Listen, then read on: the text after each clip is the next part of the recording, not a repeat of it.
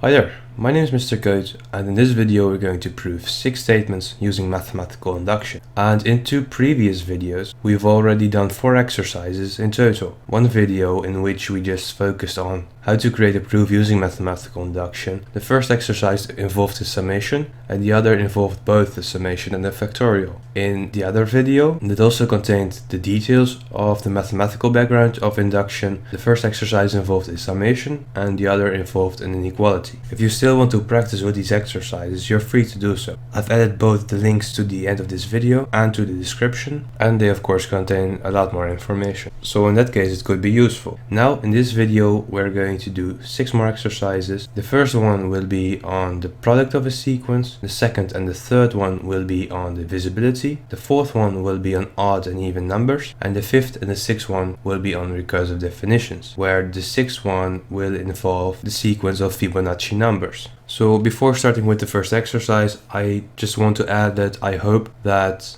this will be a great opportunity for you to practice with more exercises on mathematical induction. Okay, so let's just start with the first exercise, the product of a sequence. Well, the first exercise is the following one. It says, prove that for all n in the natural numbers, except for 1, the product of the sequence from I is 2 to n over 1 minus 1 over I squared equals n plus 1 over 2n, where the capital Pi represents the product of a sequence operation. And again, notice that we have to prove this property for the set of natural numbers except for 1. This means that our set starts actually with 2 and not with 1. So if you'd like to do the exercise on your own first, I can only encourage this. So if you'd like to do so, press pause, and when you're done, press play again, of course. But for now, I will just continue with the proof to the exercise. So this is the proof to the exercise. So our proof using mathematical induction starts with a basis where n equals 2. And thus not with 1, because 1 has been excluded from the natural numbers in our set. Therefore we have to prove this statement where n is 2. So we start on the left hand side, and using n is 2 we will deduce the right hand side. So the product of the sequence starting from I is 2 to 2 over 1 minus 1 over I squared is equal to 1 minus 1 over 4. This is because we're summing over only one term, where I equals 2, so we just fill in I for the first term. Therefore we have 1 minus 1 over 2 squared, which is equal to 1 minus 1 over 4. Well, this is of course equal to 3 over 4, and we can rewrite 3 as 2 plus 1 and 4 as 2 times 2. Therefore we have 2 plus 1 over 2 times 2, and this is exactly what's on the right hand side if we substitute n by 2. So the basis holds. Now moving on to our induction step, we first start again with our induction hypothesis, of course. We assume that for all n in the natural numbers, except for 1, that this statement holds. So the product of the sequence starting from I is 2 to n over 1 minus 1 over I squared equals n plus 1 over 2n. What has to be proved now that the product of the sequence starting from I is 2 to n plus 1 over 1 minus 1 over I squared is equal to n plus 1 plus 1 over 2 times n plus 1. We now choose an arbitrary n in the natural numbers except for n, and we call it k. What has to be proved now is the exact same statement as over here, but now using k instead of n. And we again start at the left hand side and we deduce the right hand side. So in order to use our induction hypothesis, it is useful to split the product up. So instead of taking the product of the sequence starting from I is 2 to k plus 1, we would like to have the product of the sequence from I is 2 to k. So we split the k plus 1th term. This drops out and is now in front of the product of the sequence. So we fill k plus 1 in here, and then the result of the k plus 1th term is 1 minus 1 over k plus 1 squared times the product of the sequence from I is 2 to k over 1 minus 1 over I squared. Because of this we can use our induction hypothesis, because this is exactly what's over here. So we have k plus 1 over 2k. We fill it in here, and over here we still have our k plus 1th term. Then we can rewrite this. We multiply 1 by k plus 1 over 2k, and we multiply 1 over k plus 1 squared by k plus 1 over 2k. Then we have k plus 1 over 2k minus k plus 1 over 2k times k plus 1 squared. Again, we can rewrite this a little, because in this fraction we have 2 k plus 1 terms in both the numerator and the denominator. So we have k plus 1 over 2k minus 1 over 2k times k plus 1. The k plus 1 term in this fraction has vanished now. Now in order to add these fractions up, we need a denominator that is equal in both fractions. So by multiplying this fraction with k plus 1 over k plus 1, we have k plus 1 squared over 2k times k plus 1, and this term is still the same, but our denominators are not the same, so we can add them up. We can rewrite the k plus 1 squared term. This is k squared plus 2k plus 1, but we subtract 1 again, so the result is k squared plus 2k over 2k times k plus 1. We can rewrite the k squared plus 2k term. This is k times k plus 2 over 2k times k plus 1. Now we can simplify this. Both the numerator and the denominator contain a k, so we can make the k vanish. Now we have k plus 2 over 2 times k plus 1, and we can rewrite the 2 as 1 plus 1, so we have k plus 1 plus 1 over 2 times k plus 1, which is exactly on the right hand side of what we had to prove for k plus 1. So as this holds for an arbitrary k, this must hold for all n in the natural numbers, except for 1, since both the basis and the induction step hold. Based on the principle of mathematical induction, the statement holds. Q, E, D. So as a conclusion for this exercise, the product of a sequence operation is actually quite comparable with the summation operation, and it isn't really harder, it just involves different operations. And it's definitely good that you have seen such proof now. So let's move on now to statements involving divisibility.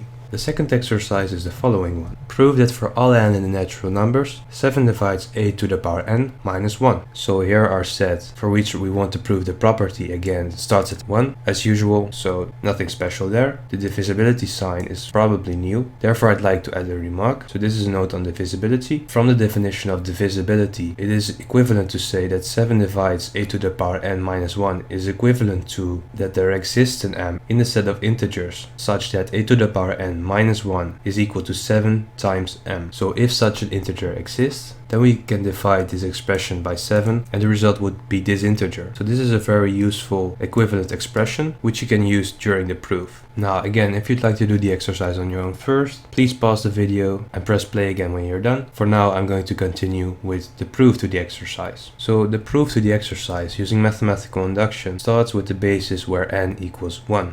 It is useful to start with this expression and evaluate what it is. So that's what we're going to do. We're going to substitute the n by 1. Then we have a to the power 1 minus 1. This is equal to 8 minus 1. This is of course 7, and we can write 7 as 7 times 1. Therefore we've found our integer, which is 1, for which the divisibility holds. Moving back to our remark, we now have rewritten a to the power n minus 1 to 7 times 1, so our m is 1. So such an integer, in order to make the divisibility possible, exists. So therefore we can conclude that 7 divides a to the power 1 minus 1. So that's what we're going to do. So from a to the power 1 minus 1 we have 7, and 7 divides 7, so the basis holds. Now moving on to the induction step, we of course start again with our induction hypothesis. So assume that for all n in the natural numbers, 7 divides a to the power n minus 1, which is just the expression over here, and it's useful to directly state what this is equivalent to. So using the definition of divisibility, we know that there exists an a in a set of integers such that a to the power n minus 1 is equal to 7a. What now has to be proved is that 7 divides a to the power n plus 1 minus 1. In order to do so, we're going to choose an arbitrary n in the natural numbers.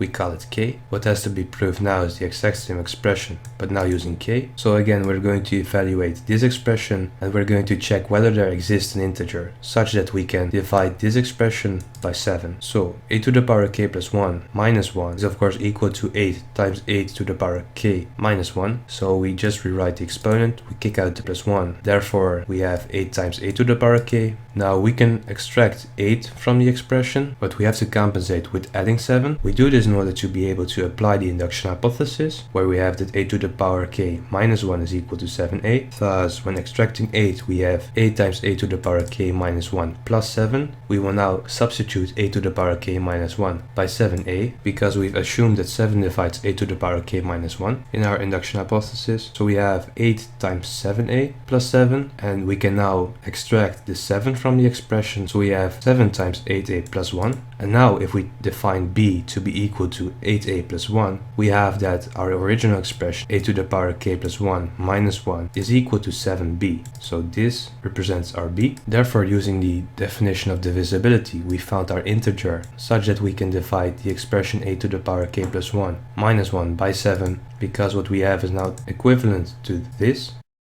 where m equals b. Therefore, we can use the equivalence from the definition of divisibility, and we have that 7 divides a to the power k plus 1 minus 1. So as this holds for an arbitrary k, this must hold for all n in the natural numbers, and since both the basis and the induction step hold, based on the principle of mathematical induction, the statement holds. Q, E, D. So as a quick conclusion on this exercise, the difficulty was probably in using the definition of divisibility, but it wasn't really more work or something like that. So let's now do another exercise using the definition of divisibility. So exercise 3 is prove that for all n in the natural numbers, 11 divides 10 to the power 2n minus 1 plus 1. I will again add the remark on divisibility. So the note on divisibility is that the following equivalence holds.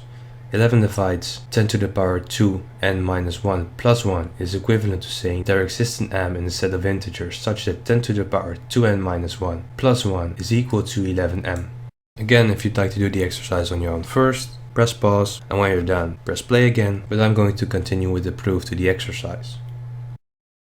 So our proof using mathematical induction starts again with the basis, where n equals 1. Again, we'd like to evaluate this expression, and we want to conclude that there exists an integer such that we can divide this expression by 11. So we evaluate 10 to the power 2 times 1 minus 1 plus 1, where we've substituted n by 1, of course. Now 10 to the power 2 times 1 minus 1 is equal to 10 to the power 1. Therefore 10 to the power 1 plus 1 is of course equal to 10 plus 1, and 10 plus 1 is 11. And if we rewrite 11 to 11 times 1, we have found again our integer such that the division with the original expression by 11 is possible. So therefore this is our m from our equivalence from here, so we can use the equivalent expression again, that this is equal to 11, therefore 11 divides 11, so in the case that n equals 1, the basis holds. Now continuing with our induction step, in the induction hypothesis we assume that for all n in the natural numbers, 11 divides 10 to the power 2n minus 1 plus 1, and it's useful to directly say what this is equivalent to, so there must exist an a in the integers such that 10 to the power 2n minus 1 plus 1 is equal to 11a. What has to be proved now is that 11 divides 10 to the power 2 times n plus 1 minus 1 plus 1. In order to prove this, we choose an arbitrary n in the natural numbers, we call it k. So we have again this expression, but now using k instead of n. We will evaluate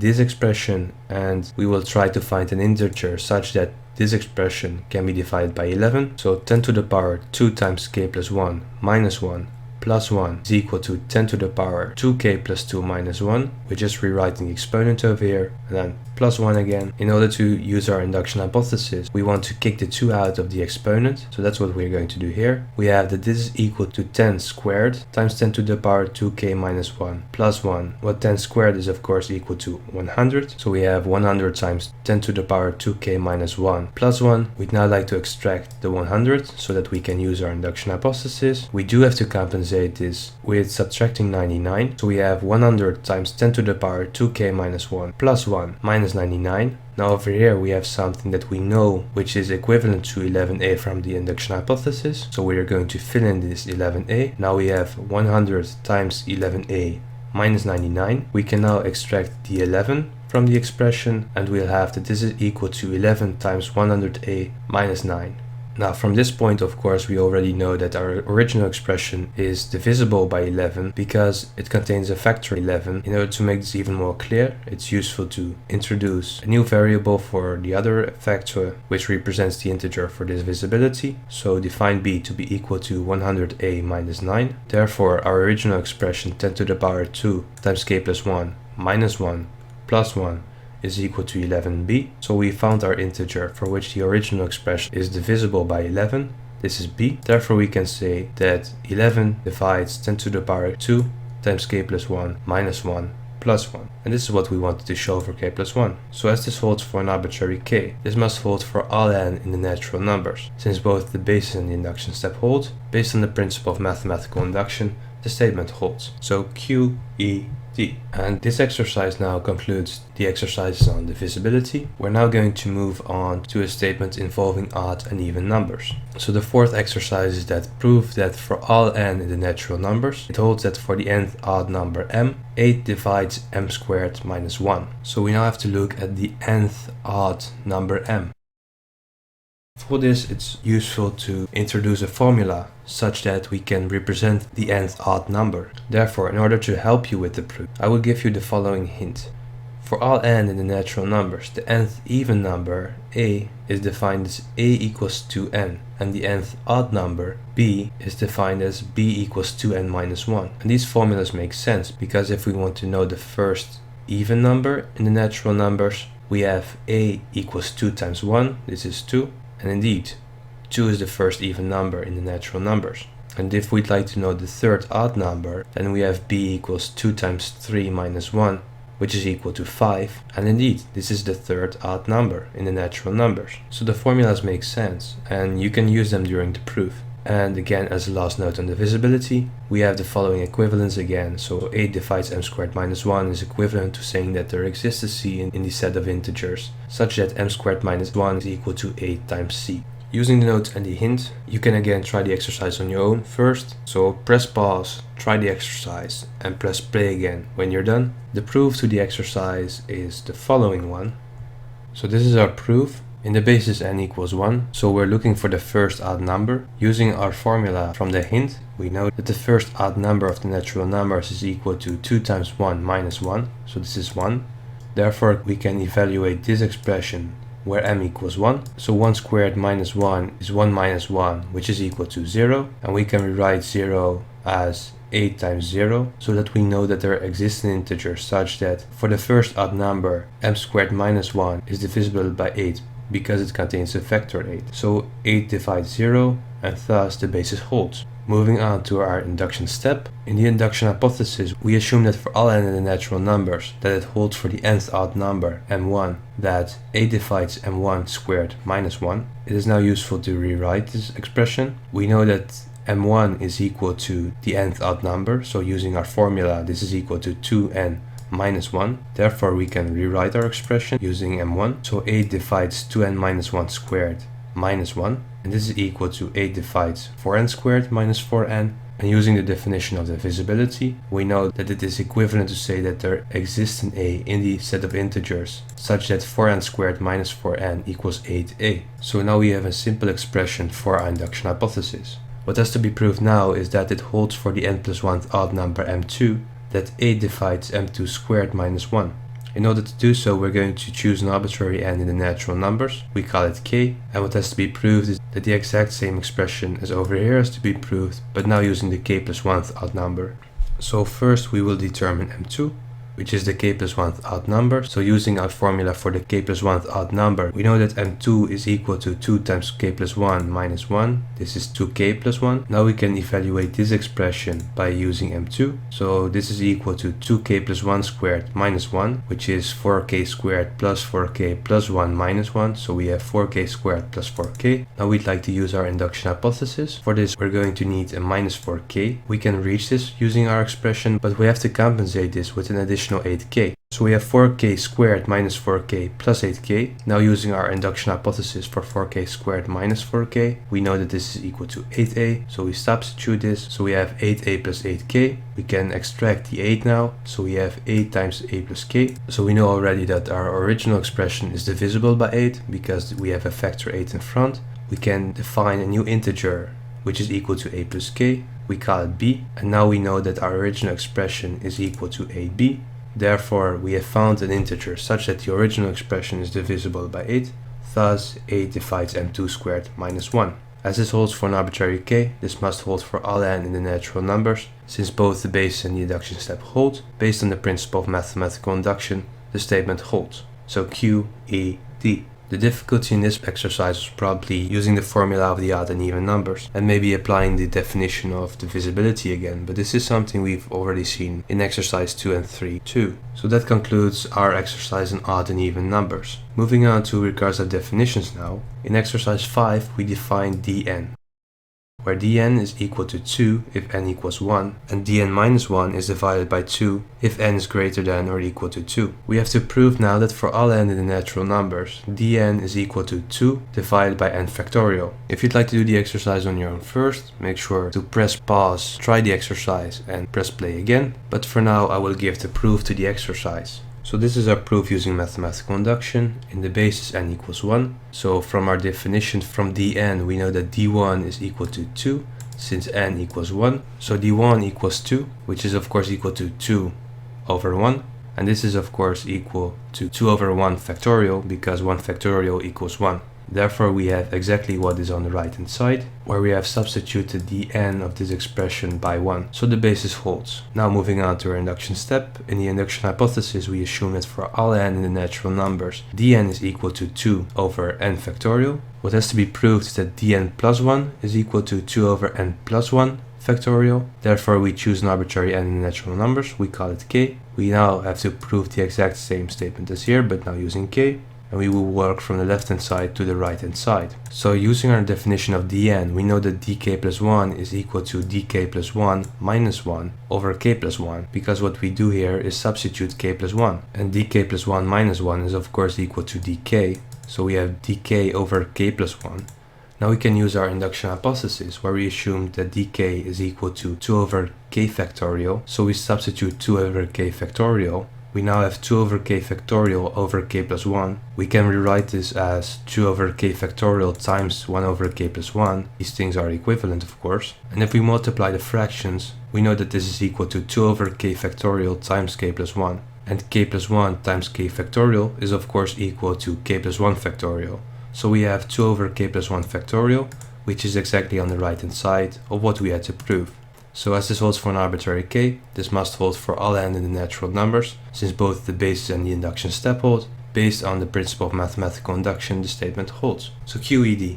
This exercise was probably not really harder, we just had to get used to the recursive definition. So now moving on to the last, but definitely not the least exercise. We arrive at exercise 6. So the sequence of Fibonacci numbers. So the exercise is: consider the sequence of Fibonacci numbers, which is defined as fn equals 1 if n equals 1 or 2, and fn equals fn minus 1 plus fn minus 2 if n is greater than or equal to 3. So in that case, the Fibonacci number is defined by its previous two Fibonacci numbers. What has to be proved now is that for all n in the natural numbers, the sum of I is 1, 2n over the 2i minus 1th Fibonacci number is equal to the 2nth Fibonacci number. And this is the last time I'm going to say it in this video, but if you'd like to do the exercise on your own first, please press pause, and if you're done, press play again. But I'm going to continue with the proof. So in our proof, we start with the basis where n equals 1. So in this expression, we know that n equals 1. We will start at the left hand side and deduce the right hand side. So we have the sum from I is 1 to 1 over the 2i minus 1th Fibonacci number. This is equal to the first term where I equals 1. So we have the 2 times 1 minus 1th Fibonacci number. Therefore we have the first Fibonacci number. From our definition we know that first Fibonacci number is equal to 1, and also from our definition we know that the second Fibonacci number is equal to 1, and we can rewrite the 2 as 2 times 1. So we have that the original expression is equal to the 2 times 1th Fibonacci number, which is exactly on the right hand side. So the basis holds. Now moving to our induction step. In the induction hypothesis, we assume that for all n in the natural numbers, the sum from I is 1 to n over 2i minus 1th Fibonacci number is equal to the 2nth Fibonacci number, just the expression over here. What has to be proved is that the sum from I is 1 to n plus 1 over the 2i minus 1th Fibonacci number is equal to the 2 times n plus 1th Fibonacci number. In order to do so, we choose an arbitrary n in the natural numbers, we call it k. Now we have our exact same expression, but now using k. We will work from the left hand side and we will deduce the right hand side. So again, it's useful to split our sum up, where the k plus 1th term drops out and we have our sum from I is 1 to k. Therefore the k plus 1th term is the 2 times k plus 1 minus 1th Fibonacci number, plus the sum from I is 1 to k over the 2i minus 1th Fibonacci number. We can rewrite the k plus 1th term. So this is actually the 2k plus 1th Fibonacci number plus the sum that we had derived. For the sum we can use our induction hypothesis, because that's what we're working to. So we know that this is equal to the 2kth Fibonacci number. We now have the 2k plus 1th Fibonacci number plus the 2kth Fibonacci number. From our definition of the Fibonacci numbers, we know that this is equal to the 2k plus 2th Fibonacci number, and we can rewrite 2k plus 2 by extracting 2, so we have the 2 times k plus 1 Fibonacci number, which is exactly on the right hand side of what we had to prove. So as this holds for an arbitrary k, this must hold for all n in natural numbers. Since both the basis and the induction step hold, based on the principle of mathematical induction, the statement holds. So Q, E, D. So that was the last exercise. Again, we had, like in exercise 5, to get used to the recursive definition of the Fibonacci numbers. So again, this indeed was the last exercise. We have proved a lot together, which I'm really happy with, and I hope that it was a great opportunity for you to practice induction. So that's it for the video. If you thought the video was useful as well, just like I did, make sure to hit the thumbs up, to give this video a like. If you still have any questions, please make sure to use the comment section. And if you'd like to see more of MisterCode, make sure to subscribe. Now if you'd like to see my previous videos on induction, the one on the left just focuses on creating proofs using induction, and the one on the right contains also the details on the mathematical backgrounds of induction. So of course you can still have a look at these. So stay cool. Bye!